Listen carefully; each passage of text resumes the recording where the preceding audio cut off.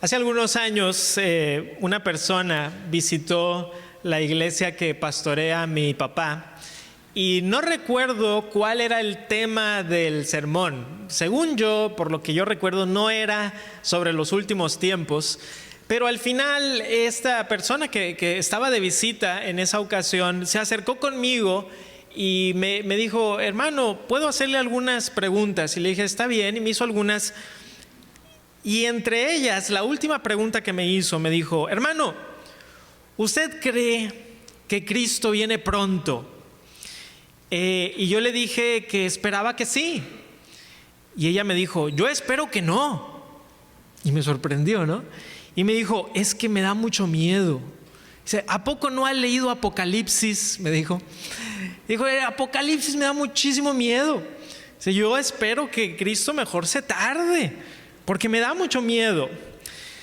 Y hermanos, muchos cristianos tienen temor quizá de lo que la Biblia dice de los últimos tiempos. A veces es porque no han estudiado en sí qué es lo que dice la Biblia, sino quizá a veces es un estudio superficial de la palabra, o quizá simplemente han visto una película, han leído un libro y eso es lo que saben más acerca de lo que enseñan las Escrituras. Sin embargo, cuando la Biblia habla de la segunda venida del Señor Jesucristo, le llama la esperanza bienaventurada. Y ese es el título de este sermón: la esperanza bienaventurada. Y eso es lo que debe de causar en nosotros una confianza plena en Cristo. Ahora, en este sermón voy a dar un primer resumen de escatología. Ahora, la palabra escatología en los estudios bíblicos, en la teología, viene de dos palabras: escatos, que quiere decir último, y logía, que quiere decir el estudio de. Por lo tanto, escatología es el estudio de las cosas últimas o las cosas finales. Así que cada vez que yo use la palabra escatología, a lo que me refiero es al estudio de las últimas cosas, de las cosas finales. Y hoy vamos a hablar de tres aspectos básicos de la enseñanza bíblica de los últimos tiempos. Y el próximo sermón que me toque predicar con ustedes, voy a ver otras partes también de esta enseñanza. Pero hoy vamos a hablar de la esperanza bienaventurada primero, luego vamos a hablar de la tribulación final y finalmente vamos a hablar sobre el arrebatamiento. Así que primeramente vamos a hablar de la esperanza bienaventurada. Y para hablar de la esperanza bienaventurada, quiero invitarles a Tito capítulo 2. Tito capítulo 2. Este pasaje que está después de las cartas de Timoteo, está primera de Timoteo, está segunda de Timoteo, y después tenemos esta carta de Tito. Si van conmigo al capítulo 2, y solamente tiene 3 capítulos, vamos al capítulo 2 y les voy a leer los versículos 11 al 14. Se los voy a leer yo y ustedes me siguen con su vista. Tito capítulo 2, versículos 11 al 14. Tito 2, 11 al 14. Dice la palabra de Dios de la siguiente manera: porque la gracia de Dios se ha manifestado para salvación a todos los hombres, enseñándonos que renunciando a la impiedad y a los deseos mundanos, vivamos en este siglo sobria, justa y piadosamente. Y miren el 13. Aguardando la esperanza bienaventurada y la manifestación gloriosa de nuestro gran Dios y Salvador Jesucristo, quien se dio a sí mismo por nosotros para redimirnos de toda iniquidad y purificar para sí un pueblo propio, celoso de buenas obras. Hermanos, este pasaje nos ayuda a entender cuál debe ser el corazón del creyente ante los últimos tiempos. Aquí el apóstol Pablo está diciendo que la gracia de Dios se manifiesta a todos sin distinción. Es decir, que por medio de la manifestación de Jesucristo, la salvación es ahora proclamada a todo ser humano sin distinción alguna. Sin decir, bueno, a ti sí te voy a dar el evangelio, a ti no te voy a dar el evangelio. No, por medio de Jesucristo esa gracia se manifiesta a toda persona sin distinción. Y esta gracia, dice el apóstol Pablo, nos enseña a algo: a vivir de manera santa, a vivir de una manera que, lo hemos estado hablando, ¿verdad?, en los últimos domingos, de una manera que refleje nuestra fe. Digo que soy cristiano, debo de vivir de acuerdo a lo que digo que soy. Pero dice el apóstol Pablo que debemos de vivir de una manera que sea santa y aguardando o esperando la esperanza bienaventurada y la manifestación gloriosa de nuestro gran Dios y Salvador Jesucristo. En otras palabras, la esperanza bienaventurada, queridos hermanos, es la manifestación gloriosa de Jesús. Ahora quiero como paréntesis que vean que aquí la Biblia está llamando a Jesucristo gran Dios. ¿Ya vieron? Dice a nuestro gran Dios y Salvador Jesucristo. Cuando uno lee esto en el griego original, es muy evidente que está hablando de la misma persona, que está llamando a Jesucristo gran Dios. O sea, Jesús es nuestro gran Dios y es nuestro Salvador. Por eso hemos dicho una y otra vez que Jesús es verdadero Dios. ¿Y por qué es esta una esperanza bienaventurada? Porque es el cumplimiento de la promesa que Cristo Jesús hizo. Les voy a leer un pasaje. Si ustedes están tomando apuntes, es Juan 14, del 1 al 3. La mayoría de nosotros lo conocemos. Se los voy a leer. Juan 14, del 1 al 3 dice: no se turbe vuestro corazón. ¿Creéis en Dios? Creed también en mí. En la casa de mi Padre muchas moradas hay. Si así no fuera, yo os lo hubiera dicho. Voy pues a preparar lugar para vosotros. Y si me fuere y os preparare el lugar, vendré otra vez y os tomaré a mí mismo, para que donde yo estoy, vosotros también estéis. Entonces es una esperanza bienaventurada porque es el cumplimiento de la promesa del Señor Jesucristo, que dice: sí, Él ascendió a la diestra del Padre, pero regresará por aquellos que son suyos. Ahora, hay muchos versículos que nos hablan de la segunda venida de Jesús aquí a la tierra, su regreso. No podemos verlos todos porque son muchos, pero déjenme les doy un pequeño ejemplo de algunos de los muchos versículos de la Biblia que hablan de la venida de nuestro Salvador. Por ejemplo, en Mateo 24, Jesús dice que regresará del cielo y dice con gran poder y gloria.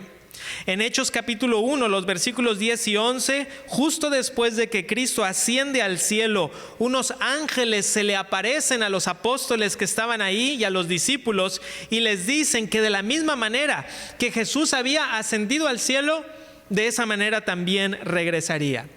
Y por supuesto, Apocalipsis 22:12 dice, Jesús mismo dice: he aquí vengo pronto y mi galardón conmigo, dice el Señor Jesucristo. Y lo que podemos ver de estos y otros pasajes es que la segunda venida de Jesucristo se enseña como una esperanza para el creyente, un motivo de gozo, un motivo de alegría, algo que los creyentes debemos desear. Hermanos, si en algún momento de tu vida cristiana tú has pensado: yo espero que Cristo no venga pronto, tienes que analizar tu doctrina. Tienes que analizar lo que crees sobre Jesucristo, porque cualquier cosa que tú pienses que es mejor que el regreso del Salvador a reinar sobre la tierra, esa cosa que crees que es mejor probablemente es un ídolo de tu corazón. Es algo que estás idolatrando más que tu Salvador mismo. ¿Cómo termina el libro de Apocalipsis, hermanos? El libro de Apocalipsis termina así. Dice Apocalipsis 22:20, yo se los leo. Apocalipsis 22:20, escuchen: el que da testimonio de estas cosas dice: ciertamente vengo en breve. Y luego que dice: amén, sí, ven Señor Jesús.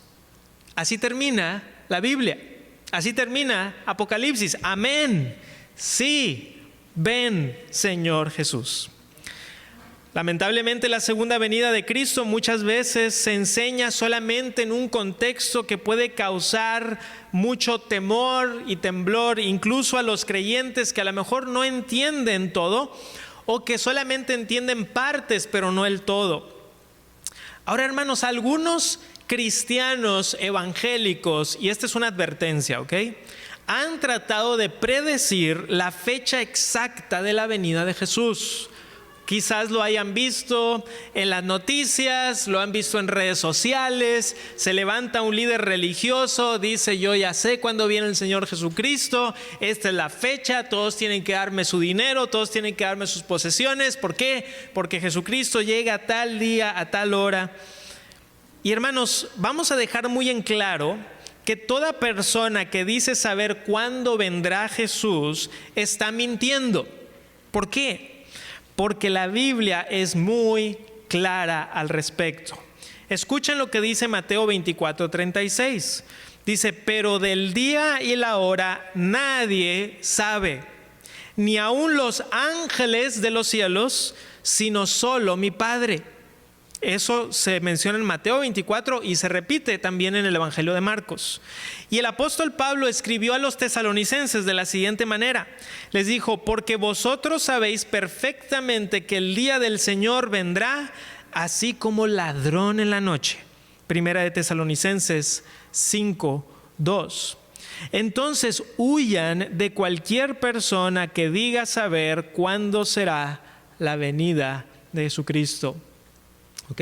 Huyan, así, literal, huyan, los está engañando. Porque cualquier persona que dice saber cuándo está yendo en contra de las palabras de Cristo. Cristo mismo dijo, y el apóstol lo repitió: por lo tanto debemos de estar siempre expectantes, debemos de estar siempre listos, pero no creer cuando alguien dice: no, es que mira, yo ya sé cuándo viene Jesús. Y luego le dices: ¿y cómo sabes? No, pues es que le conté y luego lo multipliqué y luego lo dividí y lo volví a multiplicar y me salió la fecha del 2000 no sé qué. A ver, ¿cómo está? No, si es que lo multipliqué, lo dividí, y le dices: oye, y si en vez de multiplicar lo hubieras restado, no te saldría, ¿verdad? No, pero es que primero se tiene que multiplicar. A ver, no. Entonces se inventan cosas. No, es que yo lo vi porque una vez alguien me dijo que la alineación de los planetas y Apocalipsis. A ver, la alineación de los planetas y Apocalipsis no tiene nada que ver con cuándo va a venir el Señor Jesucristo, ¿ok? Eso no dice la Biblia, eso no dice Apocalipsis. Y lo que pasa es que muchas de estas personas lo que dicen es: mira, tú créeme, va a ser en tal fecha, yo ya hice los cálculos. Hermanos, si no lo pueden demostrar de una manera clara, no es verdad. Y aún con eso Cristo ya lo dijo. O sea, Él ya nos advirtió al respecto. Así que no creamos en esas cosas. Cuando ya les he contado esto, cuando estaba chico y mi padre salía de viaje, siempre llegaba con algún tipo de regalito. Y me llama la atención como ahora eso es lo mismo que yo hago, ¿verdad? Cuando salgo de viaje, estoy ahí buscando un pequeño detallito para mi hijo, para Marcos. Ahora pronto ya van a ser 2, ¿verdad? A ver cómo le hago, porque ya Santi va a empezar a pedir también el suyo. Pero lo que yo recuerdo es que cuando decía mi papá: voy a irme, pero voy a regresar y te voy a traer algo. Y uno esperaba con muchas ansias, con mucha alegría el regreso, en este caso de mi papá, porque traía aparte algo que me había prometido. Y me recuerda lo que dice el Señor Jesucristo: he aquí vengo pronto y mi galardón conmigo. Y nosotros debemos de esperar con alegría y con entusiasmo la venida de nuestro Salvador, porque les puedo decir algo: el que Cristo esté con nosotros es lo mejor que nos puede pasar. Es mejor que cualquier anhelo que tengas en tu corazón. Es mejor, te lo garantizo, te lo aseguro bíblicamente. No hay nada mejor que la venida de Jesús. No hay nada mejor que la venida de Jesús. Ahora, hermanos, vamos a ver una segunda doctrina fundamental de la escatología. Ya vimos esta esperanza bienaventurada, aguardamos a nuestro Salvador. Pero ahora vamos a hablar sobre la tribulación final. Y cuando hablamos de la tribulación final es aquí donde algunos cristianos se ponen un poquito nerviosos y de qué vamos a hablar. Y bueno, vamos a ver qué es lo que nos dice las Escrituras. La tribulación final es un nombre que se le ha dado a un periodo de tiempo en donde Dios derramará su ira sobre la tierra antes del regreso de Jesús para instaurar su reino milenario. Y en esta tribulación final, de acuerdo al libro de Apocalipsis, si lo interpretamos de manera esencialmente literal y futurista, es decir, que nos está apuntando a lo que viene, entonces significaría que van a haber algunos eventos catastróficos en donde Dios derramará su ira santa sobre la tierra. Esta tribulación final recibe varios nombres en la Biblia. Por ejemplo, en los libros proféticos del Antiguo Testamento típicamente se hace referencia a ella como el día de Jehová, o a veces se le llama el día de la ira. Y en el Nuevo Testamento se le llama muchas veces el día del Señor. En el Evangelio de Juan se le llama el día postrero, que no es lo mismo que los postreros días, ¿ok? Cuando la Biblia habla de los postreros días, típicamente habla que ya estamos en los postreros días, es decir, que con la venida del Señor Jesucristo han comenzado los días últimos, pero hay una distinción entre los postreros días y el día postrero, porque en el Evangelio de Juan una y otra vez Jesucristo hace alusión al día postrero como el día de su retorno, de su regreso. Por supuesto, la doctrina de la tribulación final ha sido grandemente debatida dentro de 2000 años de teología cristiana. Pero incluso con eso, las escuelas teológicas de escatología dentro del cristianismo tienden a estar de acuerdo que antes de la venida de Jesús habrá un tiempo de tribulación. Un tiempo de tribulación. El desacuerdo que hay entre teólogos a veces está sobre la duración de dicho tiempo, porque algunos ven, y ahorita vamos a hablar de eso, que los 7 años o la semana 70 de Daniel que pudiera ser simbólica. Entonces, entre teólogos hay un poquito de diferencias de opinión entre la duración, pero no hay tanta discusión sobre el hecho de que habrá una tribulación final.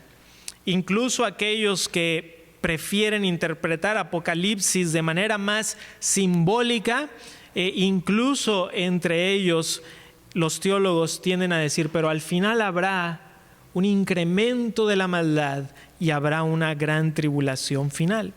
Ahora, hay algunos que nos inclinamos por creer, de acuerdo a lo que vemos en las Escrituras, que la duración de esta última tribulación tendrá una duración de 7 años.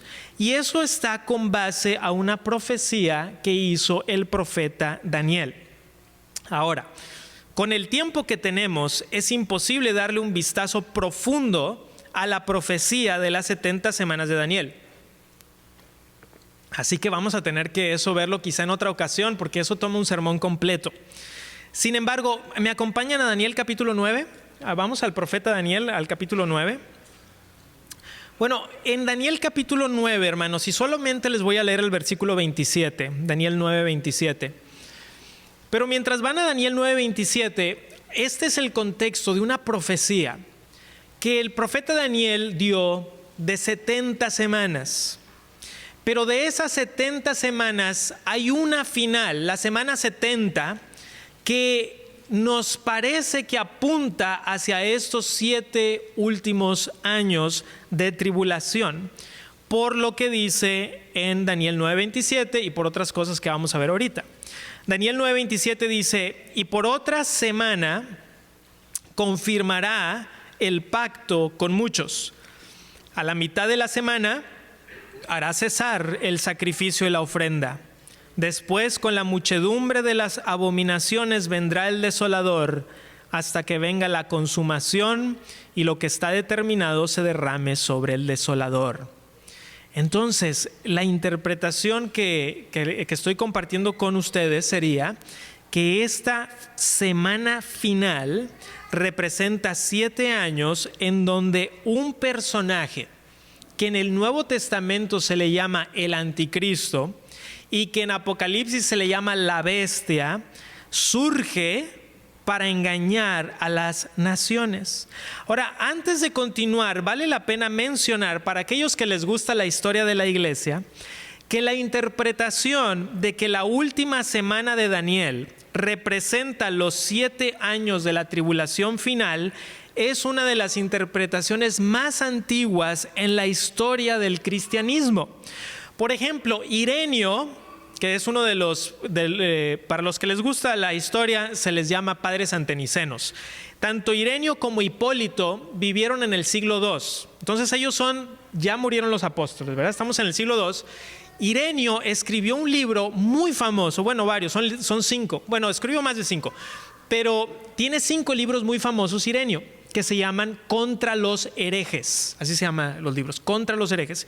Hipólito, que también vivió en el siglo II, tiene un libro que se llama Sobre el Anticristo, así se llama.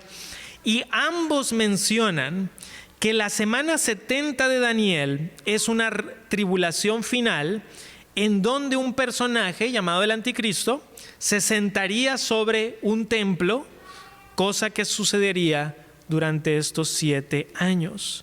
De hecho, estaba viendo que algunos estudiosos consideran, aunque estuvieran en desacuerdo con esta interpretación, pero están de acuerdo que esta es la interpretación más antigua que hay en el cristianismo sobre la semana 70 de Daniel. El único que habla de Daniel antes que Ireneo e Hipólito es Clemente de Roma, pero no menciona la semana 70 Clemente. Los que los mencionan son Ireneo e Hipólito. Esto para decirles que esta posición que yo estoy compartiendo con ustedes se remonta desde el siglo II, es decir, que los creyentes del siglo II muy probablemente tendrían una posición como esta. Ahora, no solamente el profeta Daniel habla de una tribulación final, sino que también lo vemos en el Nuevo Testamento. Por ejemplo, si están tomando apuntes, se los voy a mencionar porque como son varios pasajes, entonces se los voy a mencionar y se los voy a leer, ¿ok? Porque vamos a ir un poquito rápido. Mateo 24:21 dice así, Mateo 24:21 dice Jesús, porque habrá entonces gran tribulación, cual no la ha habido desde el principio del mundo hasta ahora, ni la habrá. Segunda de Pedro 3:10 dice, pero el día del Señor vendrá como ladrón en la noche, en el cual los cielos pasarán con gran estruendo, y los elementos ardiendo serán deshechos, y la tierra y las obras que en ella hay serán quemadas. O Apocalipsis 7 del 13 al 14, Apocalipsis 7 del 13 al 14. Entonces uno de los ancianos habló diciéndome, estos que están vestidos de ropas blancas, ¿quiénes son y de dónde han venido? Yo le dije, Señor, tú lo sabes. Y él me dijo, estos son los que han salido de la gran tribulación y han lavado sus ropas y las han emblanquecido en la sangre del Cordero. De acuerdo a esta interpretación, queridos hermanos, la tribulación final tiene estas características. Es un periodo temporal justo antes de la venida de Jesús, en donde Dios juzga a las naciones al derramar su ira santa en consecuencia a un aumento de maldad. De acuerdo al libro de Daniel y al libro de Apocalipsis, la última mitad de estos 7 años, es decir, 3 años y medio, serían de gran tribulación. Gran tribulación. ¿De dónde viene esto? Bueno, en el libro de Apocalipsis 5 veces se mencionan 3 años y medio de tribulación intensificada en Apocalipsis 11:2, 11:3, 12:6, 12:14 y 13:5. Después se los puedo pasar si alguno quiere los datos. Y Daniel lo menciona por lo menos 3 veces. Entonces el profeta Daniel por lo menos 3 veces, quizá 4, pero por lo menos 3 veces, y Apocalipsis por lo menos 5 veces menciona una intensificación en la última mitad de estos 7 años, no nada más de tribulación, sino de gran tribulación. Durante este periodo se levantaría un personaje que en las cartas de Juan se le llama el Anticristo, y que en el Apocalipsis se le llama la bestia, que buscaría engañar a las naciones. Ahora, yo sé que aquellos que quizá hayan crecido en el mundo evangélico y que hayan visto alguna película o que hayan leído algún libro al respecto, a lo mejor tenemos las nociones que hemos visto en las películas o en los libros, y quizá en reacción a eso digamos, no, yo creo que eso no viene en la Biblia. Pero la realidad es que la Biblia sí habla al respecto. Por ejemplo, Don Carson, que algunos consideran que es el teólogo evangélico más reconocido el día de hoy. Él es un teólogo conservador, él es canadiense. es uno de los comentaristas de la Biblia que yo más me gusta consultar por su erudición, por su piedad y por su deseo de estar siempre ayudando a la iglesia. Don Carson menciona que en la historia han surgido varios anticristos con, por así decirlo, con un A minúscula, es decir, personas que se oponen a Cristo, pero que apuntan hacia un anticristo final. Cito al doctor Carson. Dice, los anticristos que funcionan y operan en nuestra cultura nos apuntan al anticristo final que vendrá antes del fin. Entonces, hermanos, al final de esta gran tribulación, viene Jesucristo, juzga al anticristo y al falso profeta que se menciona en Apocalipsis, juzga a Satanás y por lo menos a Satanás lo ata por 1000 años para el reino del milenio, del cual no hablaremos hoy, hablaremos el próximo sermón, hablaremos sobre el reino del milenio. Ahora, por supuesto, hay algunos cristianos el día de hoy que se les hace difícil pensar en una tribulación final con eventos cataclísmicos.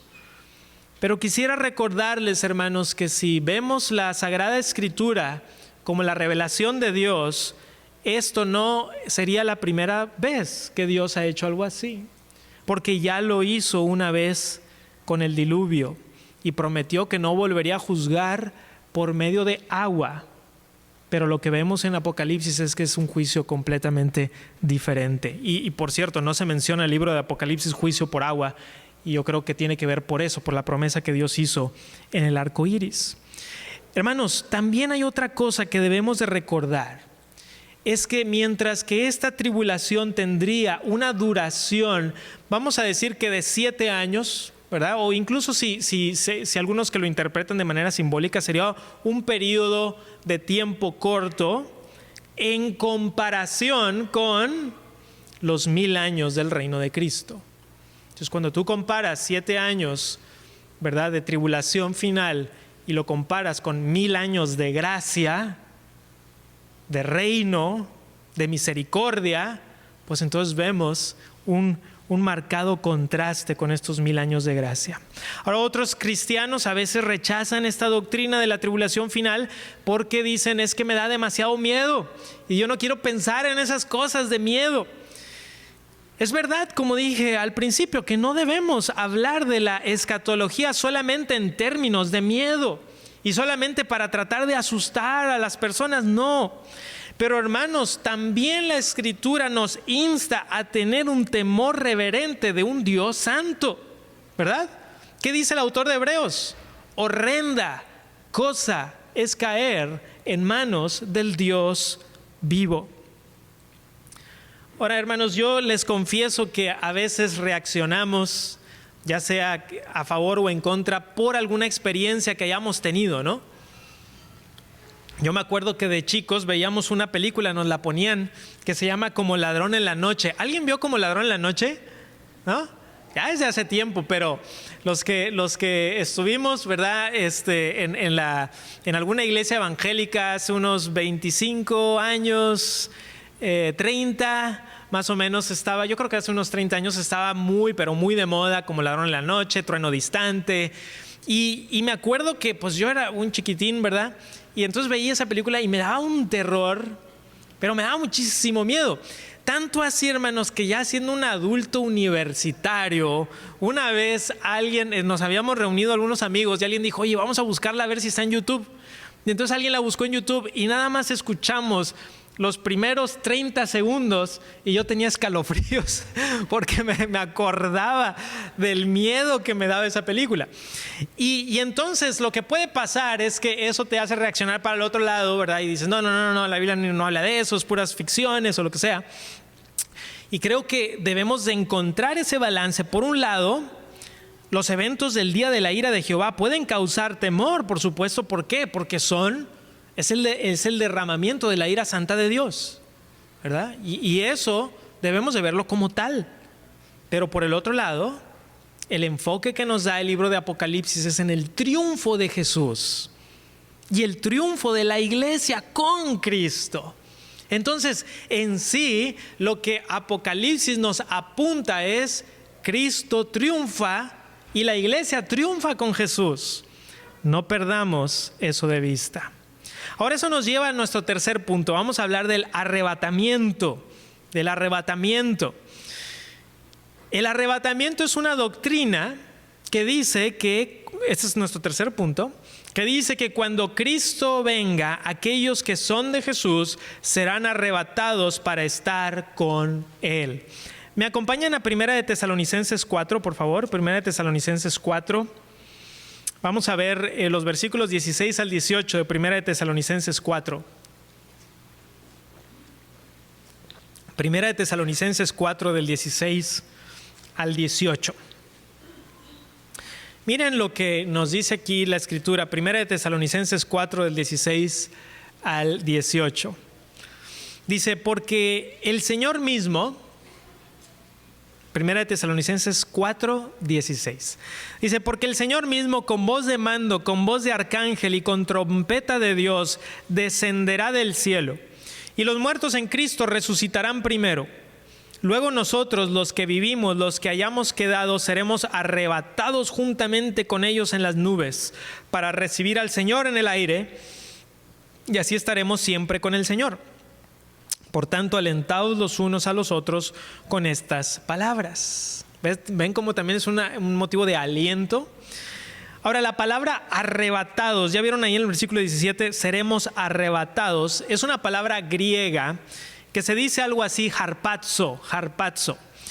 Y cuando en la época medieval, la traducción de la Biblia más famosa en la época medieval fue la Vulgata Latina. La Vulgata Latina fue traducida por Jerónimo al latín. Se le llama Vulgata porque en ese tiempo se consideraba que era la lengua común. Hoy le llamaríamos vulgar, pero hoy vulgar tiene otra connotación. Antiguamente vulgar tenía una connotación diferente, que significaba algo que era común, que toda la gente hablaba. Entonces, Vulgata Latina era la versión de la Biblia en latín que la mayoría de la gente podía entender. Bueno, ¿por qué digo eso?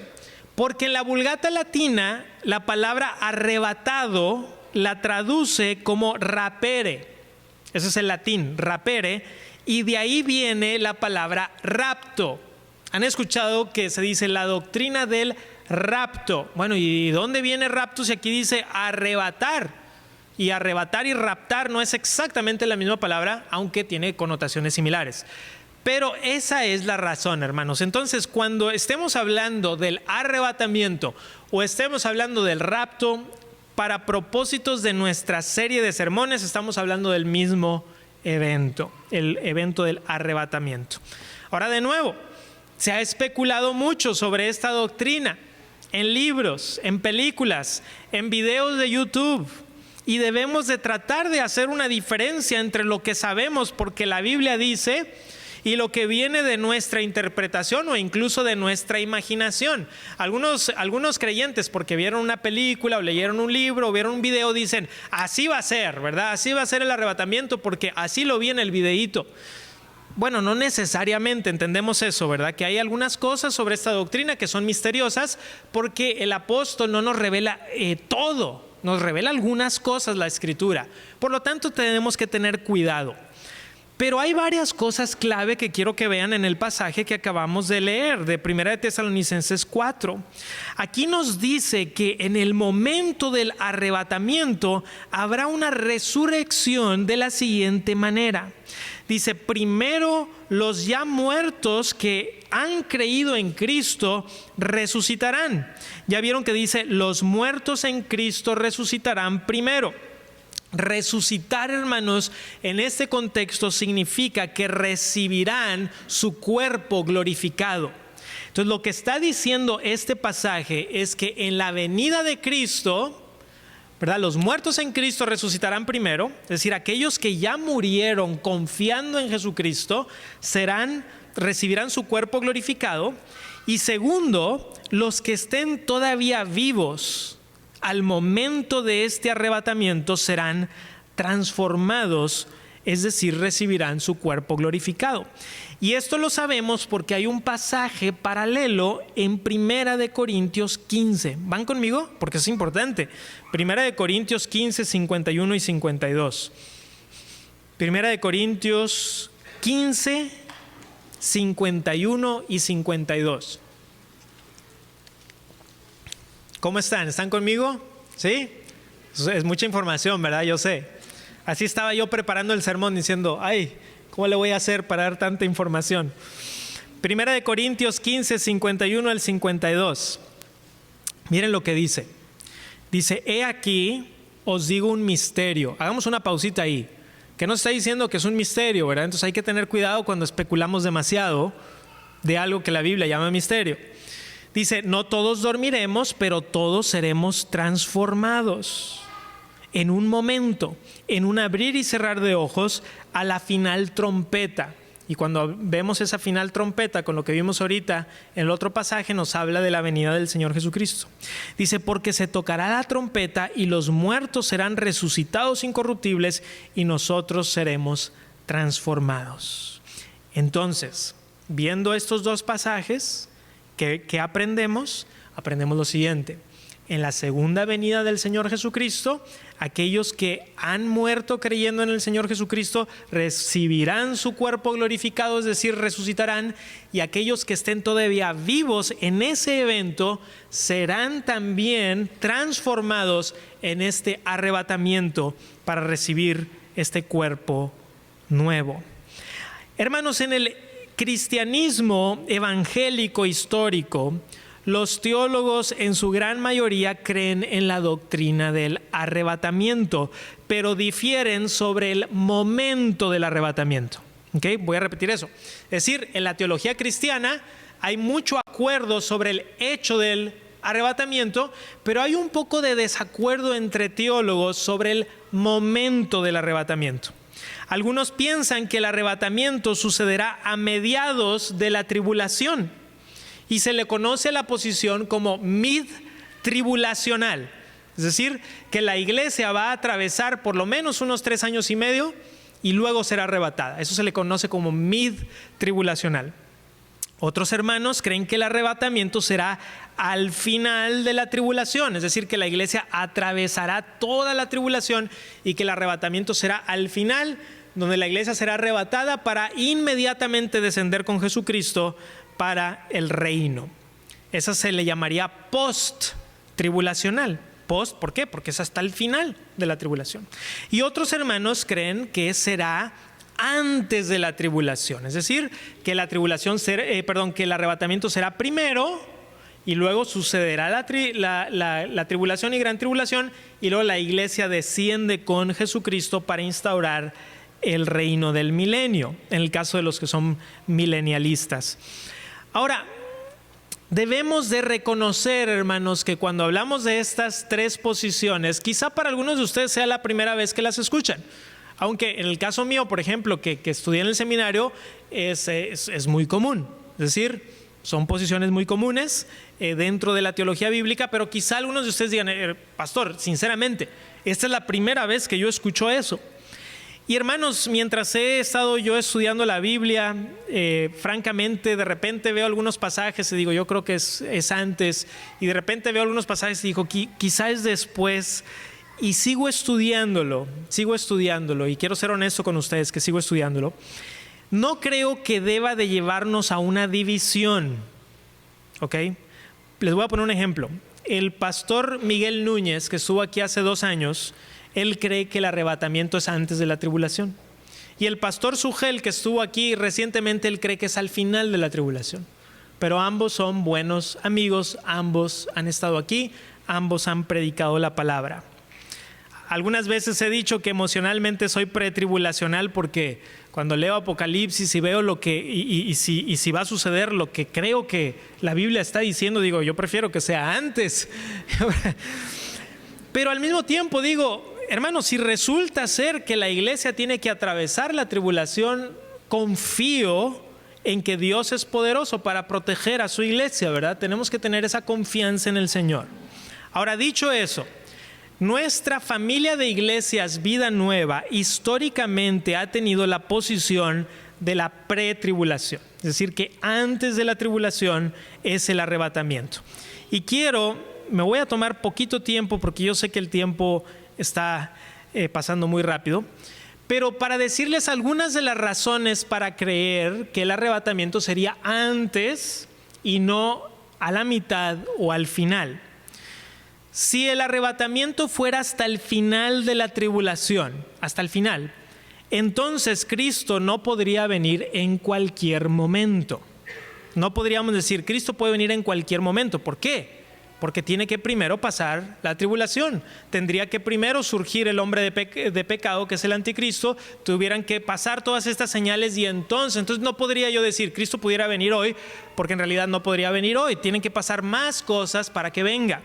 Por ejemplo, el pastor John Piper, que es uno de mis influencias, pero él cree que el arrebatamiento es al final de la tribulación. Él dijo, bueno, Cristo no podría venir en este preciso momento porque, dicen, no se ha manifestado el anticristo, no vemos evidencia que estemos viviendo una gran tribulación como se describe en los profetas, en los evangelios, en las epístolas y en Apocalipsis. Sin embargo, me parece a mí que el Nuevo Testamento sí apunta a esa inminencia, es decir, que Cristo pudiera venir en cualquier momento. Y por inminencia me refiero, vamos a decirlo así, en los próximos 30 segundos, literalmente. Ahora, otra cosa que el arrebatamiento antes de la tribulación hace que tenga sentido unos capítulos de Apocalipsis. Y es esto: la palabra iglesia aparece en los 3 primeros capítulos de Apocalipsis y luego no vuelve a aparecer. Solo aparece en los capítulos 2 y 3, si mal no recuerdo. Después la palabra iglesia desaparece del libro de Apocalipsis, como si no estuviera ahí. Pero luego en Apocalipsis 19 son las bodas del Cordero, y las bodas del Cordero son en el cielo. Y después en Apocalipsis 20 Jesucristo desciende a la tierra y se le dice ahí que con los ejércitos vestidos de lino fino, que es la misma vestimenta que se le acaba de dar a los santos justo antes. Entonces, si siguiéramos esa cronología, y yo sé que no todos están de acuerdo con que Apocalipsis es cronológico, pero si fuera cronológico, como pienso que lo es, entonces tendría mucho sentido que primero fueran las bodas del Cordero en el cielo y que después descendiera la iglesia con Cristo. Otra cosa es que la posición pretribulacional coincide con pasajes que hablan sobre la iglesia siendo preservada de la ira de Dios. Como Apocalipsis 3:10 dice, por cuanto has guardado la palabra de mi paciencia, yo también te guardaré de la obra de la prueba que ha de venir sobre el mundo entero para probar a los que moran sobre la tierra. Ahora, es cierto que este versículo se le da en específico a la iglesia de Filadelfia, pero 3 versos después dice que esto es lo que el Espíritu le dice a las iglesias en plural. Hermanos, al final tenemos que admitir que la escatología es compleja y que algunos teólogos interpretan los pasajes del arrebatamiento como al final de la tribulación, y no lo hacen porque quieran llevarle a la gente la contraria, sino porque realmente hay algunos pasajes de la Escritura que ven, como en Mateo 24, y que dicen, sinceramente creemos que va a ser así. No es porque queramos entrar en debates sin sentido o interminables, sino porque están tratando de ser fieles a la Escritura.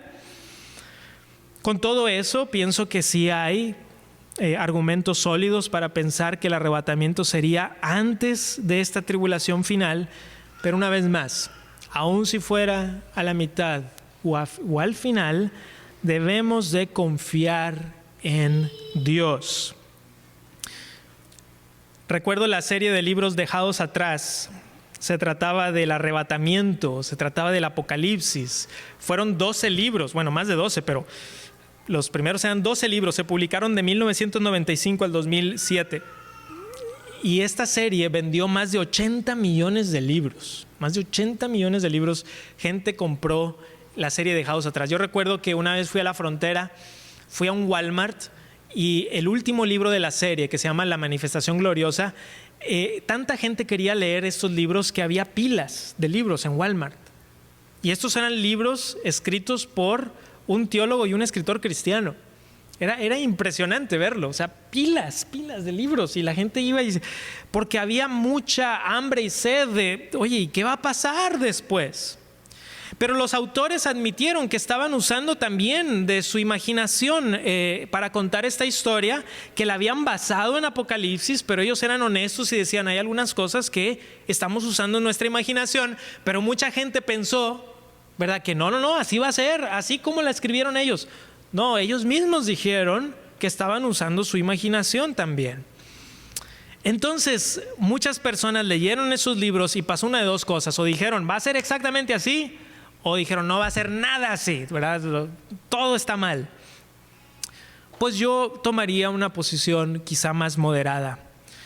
Por un lado, la seguridad de las cosas que son claras en la Biblia, y por otro lado, el amor en aquellas cosas que quizás no entendemos por completo.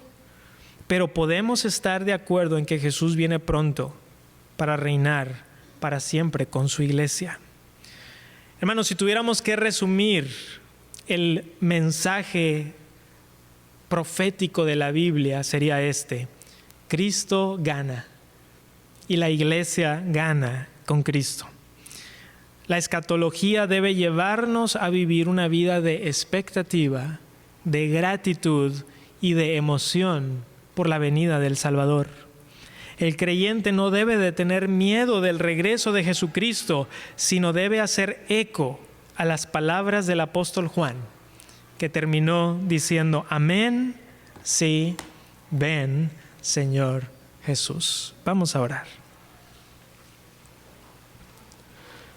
Padre Celestial, reconocemos delante de ti que estos temas son temas difíciles y que incluso las mentes más brillantes dentro de la historia de nuestra iglesia cristiana por 2000 años han visto, han interpretado y algunas veces diferido.